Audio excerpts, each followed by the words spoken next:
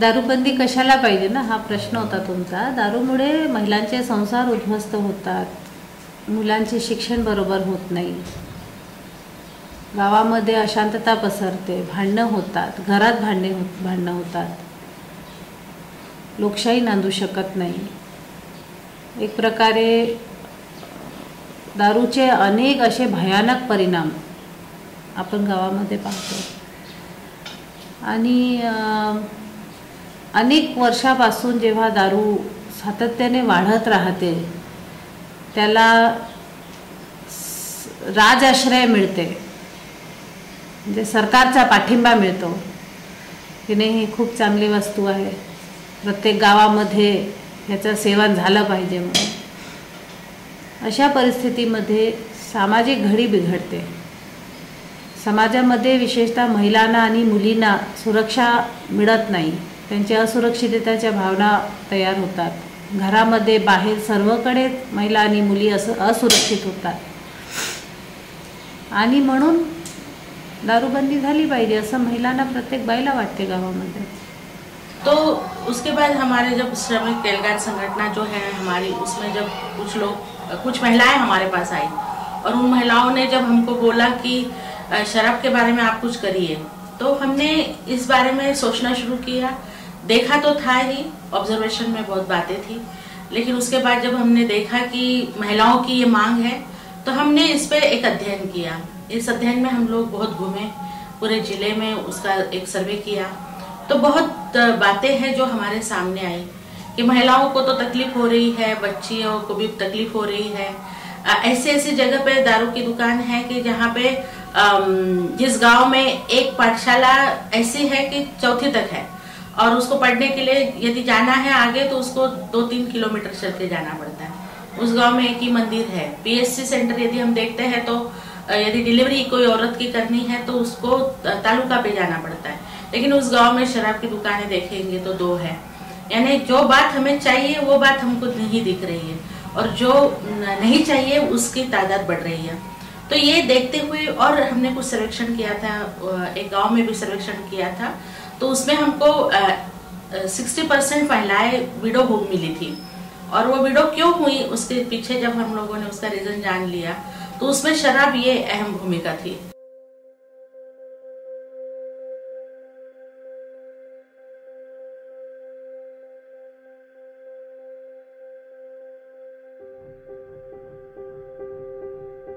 साहेब 40 वर्ष काम करत आहो। 40 वर्ष लहानपणापासून मी पोरायचं एवढे पोरं होते तेव्हापासून काम करत आहो। काम करू करू माझी हालत अशी होऊन गेली, भांडे घासू घासू, तरी पण नाव नाही माझं, बिलकुल नाव नाही। काय करू सांग बरं, आता काय करायचं या दारूचं पायी, काय करायचं सांगा बरं। माझा नवरा तो मरून 2-3 वर्ष होत आहे, तो तर गेला आहे, पण मुलगा आहे एक, मुलगा पोसत नाही, काही नाही। 1-1.5-2 वर्ष होत आहे, पोराने मला घराबाहेर काढलं, दारूमुळे मला त्याने मारहाण केली, घराबाहेर काढून दिलं। मी आता जावयाच्या घराने राहत आहो। एकतर दारू हे वाईट आहे, ते दारूमुळे बेसिकली माणसाचे जे मेंदू आहे त्याच्या दारूचा परिणाम, जे लोक म्हणतात ना की दारू पिऊन चांगलं वाटत आहे किंवा दारूचे जे नशा येत आहे, म्हणजे काय की जे दारू आपले जे मेंदू आहे, जे आपल्याला विचार करायला हे करते, म्हणजे ज्या मेंदूने आपण विचार करतो त्या मेंदूवर परिणाम करते दारू। आणि ते इलिटरेट असेल, लिटरेट असेल, श्रीमंत असेल, गरीब असेल, कोणीही असेल, दारू ह्या वस्तूचंच कामच आहे की माणसाचा मेंदूवर प्रभाव करणे। तर त्यामुळे तिथे भांडणं होत नाही ह्या मताशी मी सहमत नाही, किंवा श्रीमंत घराण्यामध्ये का सर्व ऑलवेल आहे असंही नाही, किंवा मिडल क्लास आणि श्रीमंत जे शहरी लोक आहे तिथे महिलांना ह्या वस्तूचं खूप म्हणजे त्यांना पाठिंबा, महिलांचा पाठिंबा आहे असंही नाही, किंवा हे लोकल लिकर मुले असं होत आहे असंही नाही। लिकर, अल्कोहोल जे आहे ह्या वस्तूचं कामच आहे माणसांच्या मेंदूवर परिणाम करणे। त्यामुळे ते कोणत्याही स्तराच्या लोकांनी जरी त्याचं सेवन केलं की त्याच्यावर तो होणारच आहे परिणाम. तो त्या परिणाम करून घेण्यासाठीच तो त्याचं सेवन करतो ना. जे दारू पेली आणि मग काही त्याला काय म्हणते त्याला म्हणजे नशाच जर चढली नाही, नशाच जर आली नाही तर माणूस दारू पेणारच नाही. आणि नशा चढणे म्हणजे काय? नशा येणे म्हणजे तुमच्या मेंदूवर त्याचा परिणाम होत आहे. आज शराबबंदी की जरूरत नहीं. कई सालों से गोसीखुर्द जो योजना है जो तैयार हुई है, इतना भारी नेशनल प्रोजेक्ट है जिसे इंदिरा सागर प्रकल्प कहते हैं, उसका लाभ आज तक इन चंद्रपुर भंडारा इस जिले में नहीं हुआ. अगर गोसीखुर्द जिले को गोसीखुर्द प्रकल्प को पूरी तरह से कोई भी सरकार अंजाम देती तो मैं समझता कि चंद्रपुर जिला, भंडारा जिला और इर्द गिर्द का सारा जो इलाका है वो हरा भरा होता, किसानों की आत्महत्या नहीं होती और कई सवाल यूं ही आप छुड़ा सकते थे. तो शराबबंदी के पहले किसानों के खेतों की सिंचाई बहुत महत्वपूर्ण है. शराबबंदी का विषय महत्वपूर्ण नहीं है. आपके जानकारी के लिए मैं ये कहना चाहूंगा कि चंद्रपुर शहर के हर कोने में, हर गलियों में हम घूमते हैं. मजदूरों के साथ हमारा रिश्ता है, ताल्लुक है और कई लोगों के साथ मिडिल क्लास से लेकर तो अपर क्लास तक हमारे ताल्लुकात रहे हैं. मैंने कभी ऐसा नहीं देखा. ये एक्सेप्शनल केसेस है कि जो शराब पीकर कोई नाले में गिरता है, ये लाखों में एक होता है और हर नियम को कोई अपवाद होते हैं.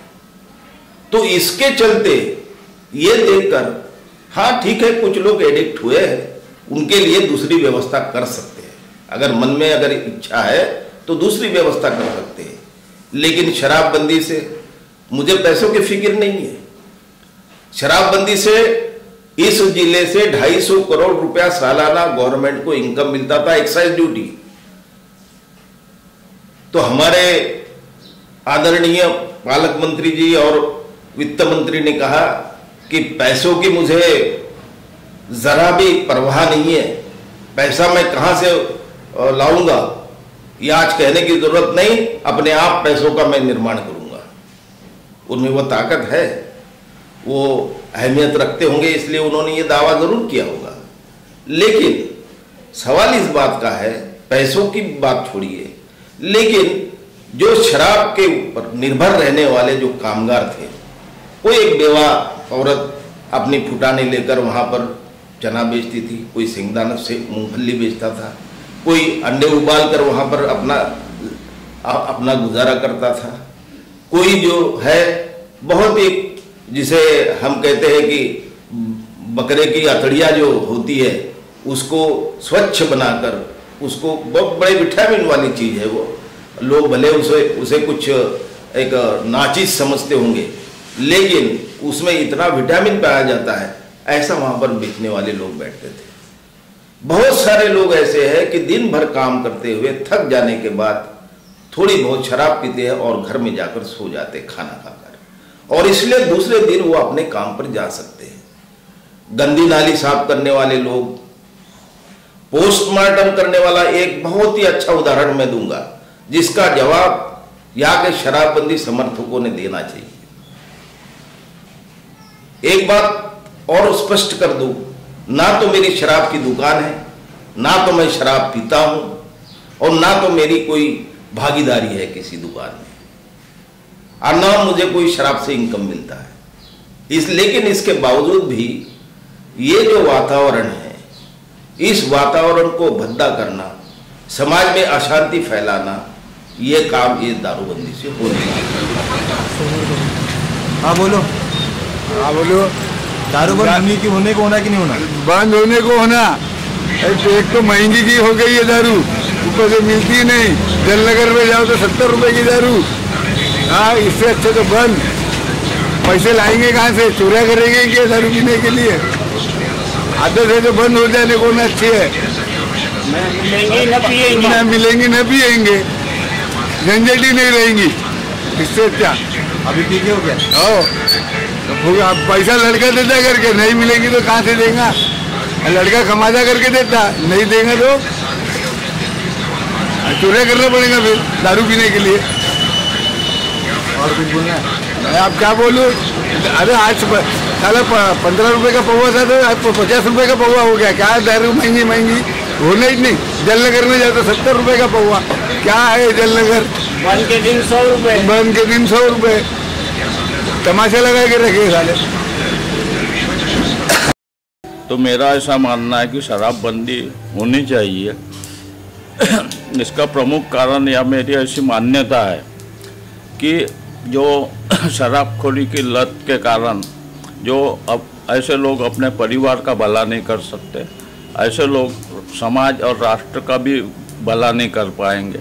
जो लोग समाज का, खुद के परिवार का भला नहीं कर सकते, ऐसे लोग शराब, अवैध शराब पी कर, जहरीली शराब पीकर, फ्रेंच पॉलिश पीकर शराब या स्पिरिट पीकर मरते हैं, तो उनकी बढ़ती हुई संख्या भी अगर बढ़ती है तो उस पर ध्यान नहीं देना चाहिए। उसी तरह शराबबंदी जो है ये जारी रहना चाहिए। मी चंद्रपूर जिल्ह्यातला मला दारू चालू पाहिजे की माझे बाबा दारू सरस पिल्यामुळे मला बाबाचे कंडिशनमुळे मला दारू आवश्यक आहे। मला मुख्यमंत्र्यांना एवढं सांगायचं आहे की दारू चंद्रपूर जिल्ह्यात चालू ठेवावी, की माझे बाबाचे हातपाय थरथर कापून राहिले, की माझे बाबा डब्ल्यूसीला राजुऱ्यामध्ये काम करू राहिले, की माझ्या बाबाला दारूशिवाय होणार नाही, की कमी जास्त झाले की मी मुख्यमंत्र्याला डायरेक्ट जाब विचारणार की आम्हाला एवढं सांगायचं, सुधीर मुंगडीवाला सांगायचं आहे की दारू टप्प्याटप्प्यावर बंद करा। दारू एक चंद्रपूर जिल्ह्यात का बंद बा? आम्हाला प्रश्न आहे। सर्व दारू बंद करायचे तर सर्व पूर्ण महाराष्ट्रात बंद करा, की चंद्रपूर जिल्ह्यामध्ये काय केलं बा?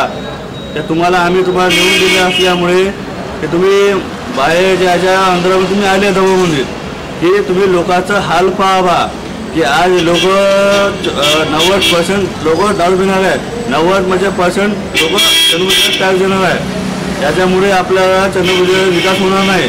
की तुम्हाला सुधीर भाऊला एकच सांगायचं आपल्याला की सुधीर भाऊ दारू चालू ठेवा, की याच्यावर नियंत्रण ठेवा थोडं, की दारू किती प्यायची किती नाही बा। आणि गव्हर्नमेंटने जे काम केलं आहे ते चुत्यापंथीचं काम केलं, त्यामुळे आम्ही सर्व या गव्हर्नमेंटवर नाराज आहोत।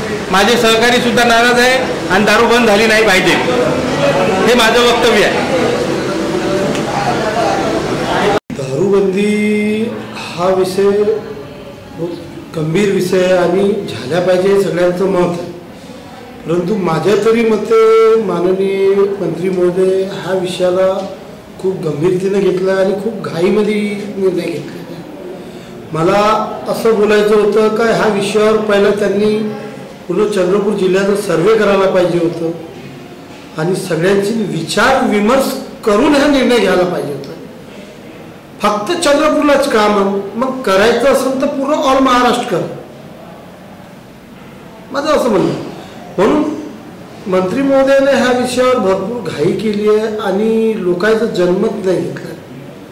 कमीत कमी अगर आजच्या कंडिशनमध्ये दारू बंद अगर झाली तर कमीत कमी 60,000 लोक, चंद्रपूर जिल्ह्यातले 60,000 लोक बेघर होणार आणि त्याच्यात हॉटेल्स आहे मोठे मोठे, व त्या मुश्किलनं त्याच्यातले समजून जा 5% लोकांचे नाव रजिस्ट्रेशन्स आहे का काम करतात बा बारमध्ये मोठ्या हॉटेलमध्ये, बाकी इतर लोक।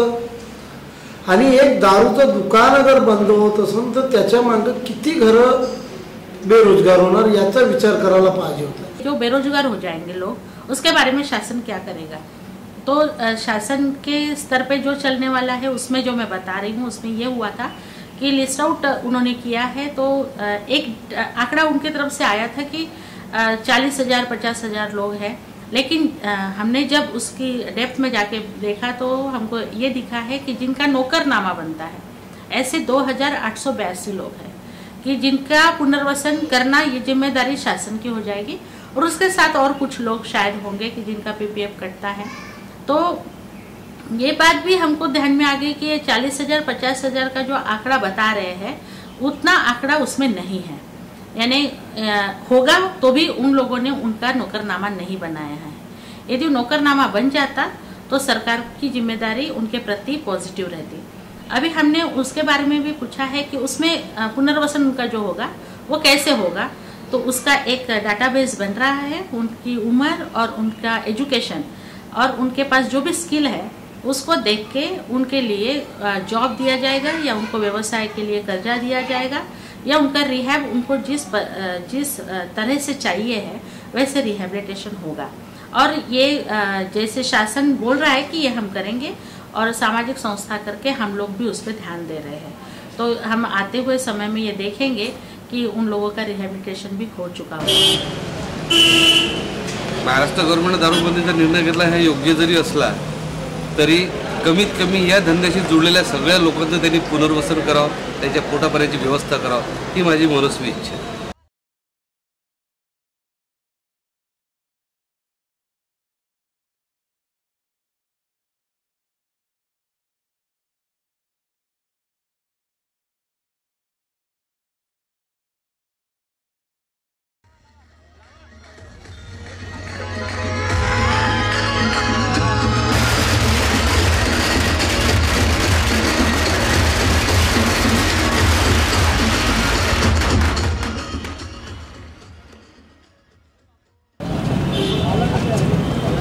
सबसे पहले तो मैं सुधीर भाव का अभिनंदन करना चाहता हूँ कि सुधीर भाव ने पूरा चंद्रपुर जिला में दारू बंद किए उन्होंने, उसके लिए उनको अभिनंदन मेरे तरफ से।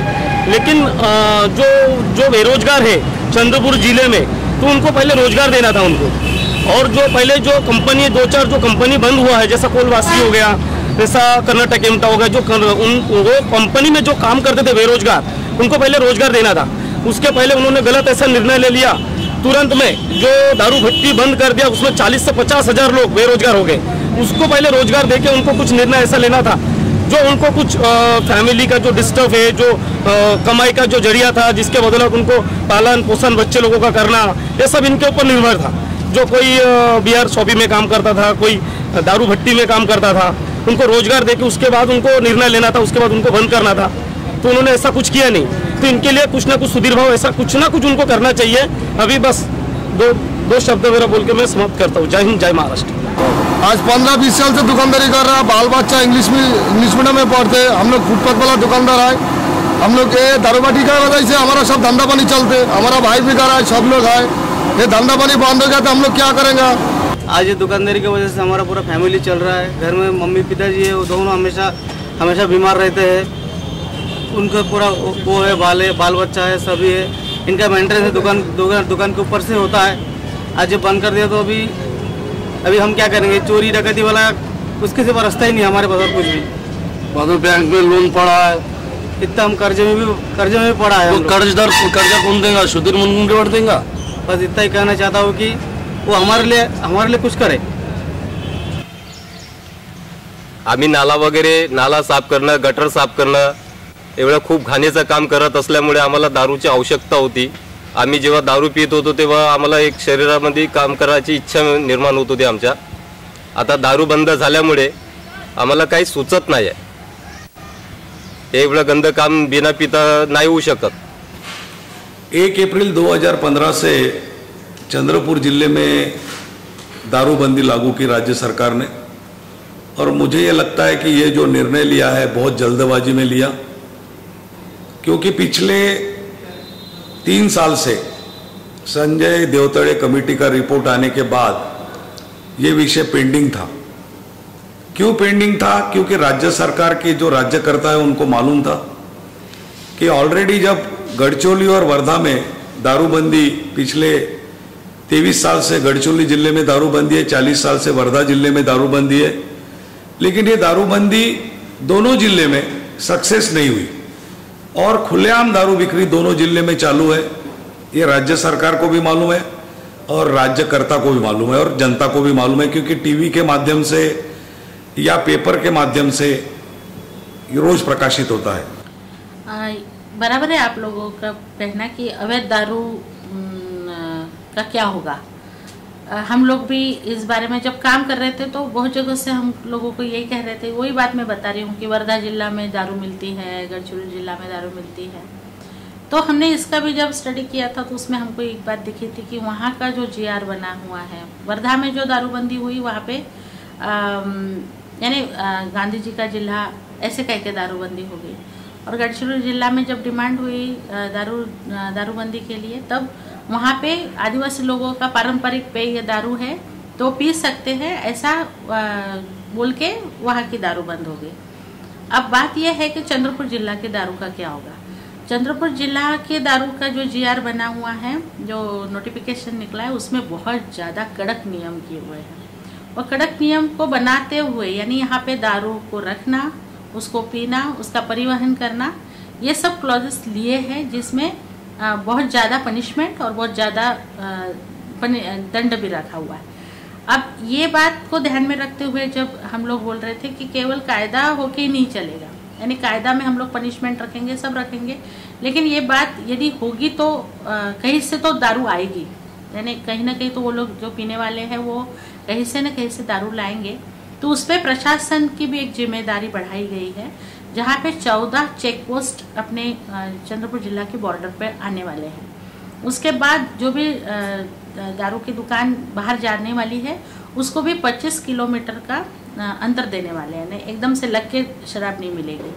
अब इसके बाद भी यदि अवैध दारू आती है तो इसमें हमने ये भी सवाल उठाया था कि ये दारू कहाँ से आ सकती है, उसके सेंटर्स ढूंढे जा रहे हैं और उस पर बहुत ज़्यादा कड़ी नज़र भी रखी जा रही है। माझा घरवाला कम से कम आहे ना 10 वर्ष दारू पीत होता, पण एक भी पैसा जमा नाही झाला ना, आता भी जमा नाही आहे, कारण का 8 दिवस झाले दारू सुटलेले म्हणजे बंद झालेले। तरी पण का नाही 150 रुपये पोवा आहे म्हणते, कुठं कुठं आहे ना ते माहीत नाही आहे, पण कुठं नाही कुठं तरी तोंड मारून येते, पिऊन येतेस। म्हणजे अजिबातच हे दारू काही बंद नाही झाली आहे। कुठं नाही कुठं तरी पिऊन 150 रुपये पोवा पिऊन येते ना, घरामध्ये जे पहिलंच चालू होतं हे आताही चालूच आहे। चंद्रपूर जिल्ह्यात दारूबंदी नंतरही नजीकच्या राज्यातून किंवा नजीकच्या जिल्ह्यांमधून मोठ्या प्रमाणात दारू इथे येत आहे, दारू विकली जात आहे, दारूचं सेवनही केलं जात आहे। चंद्रपूर जिल्ह्याला लागूनच तेलंगणा राज्य आहे, जे आधी आंध्र प्रदेशमध्ये होतं, विभाजनानंतर आता ते तेलंगणा आहे।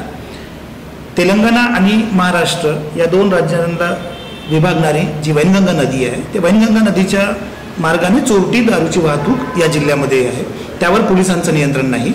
रस्ते मार्गाने जी दारू येत आहे ती पोलीस पकडतच आहे, परंतु नदी मार्गे जी दारू या जिल्ह्यामध्ये येत आहे त्यावर मुळीच पोलिसांचं नियंत्रण नाही।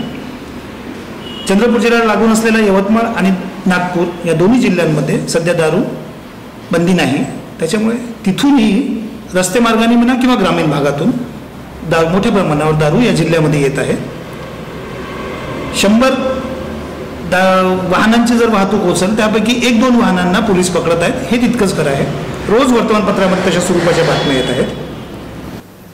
चंद्रपुर जिला ये औद्योगिक जिला है और विदर्भ में खास करके पूरे 11 जिलों में नंबर 1 का जिला ये औद्योगिक जिला चंद्रपुर जिला है, और यहाँ सभी प्रांत के लोग रोजगार के लिए आते हैं, क्योंकि यहाँ कोयले की खदानें, सीमेंट के कारखाने, स्पंज आयरन के कारखाने, उसके बाद लकड़ी का बहुत बड़ा उद्योग, ताड़ोबा राष्ट्रीय उद्यान, बल्लारशाह पेपर मिल, ऑर्डिनेंस फैक्ट्री, ऐसे कई प्रोजेक्ट है जिसपे कई लाखों मजदूर लोग काम करते हैं।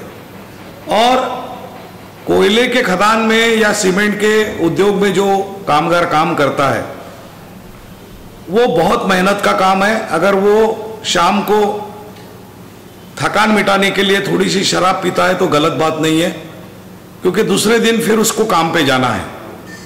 इसलिए ये जो निर्णय लिया है, जल्दबाजी में निर्णय लिया है सरकार ने, और इसके लिए मुझे यही कहना है कि 1 अप्रैल से जो दारूबंदी लागू हुई है उसके बाद के आप जो परिणाम देखें कि पिछले 8 दिनों में अवैध शराब करीबन 55-60 लाख की अवैध शराब इस 8 दिन में पकड़ी गई है। जो कामगार बेरोजगार हुए, हमारे यहाँ जो काम करते थे वो करीबन 8 से 10 हजार कामगार आज बेरोजगार हुए और उन पे जो डिपेंड है, उनके 2 बच्चे, उनकी बीवी, माता पिता में से एक, ऐसे करीबन 40-50 हजार लोग बेरोजगार हो गए।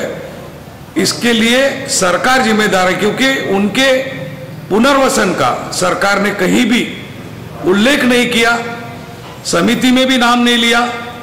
इसलिए मेरी सरकार से ये विनती है कि ये जो दारूबंदी है, ये दारूबंदी फिर से इस पे विचार किया जाए, पुनर्विचार किया जाए और दारूबंदी चंद्रपुर जिले से हटाई जाए। और चंद्रपुर जिले में अगर दारूबंदी अगर आपको लागू करना है तो पूरे महाराष्ट्र में करना पड़ेगा। एक जिले में लागू करने से दारूबंदी कभी भी सक्सेस नहीं होगी।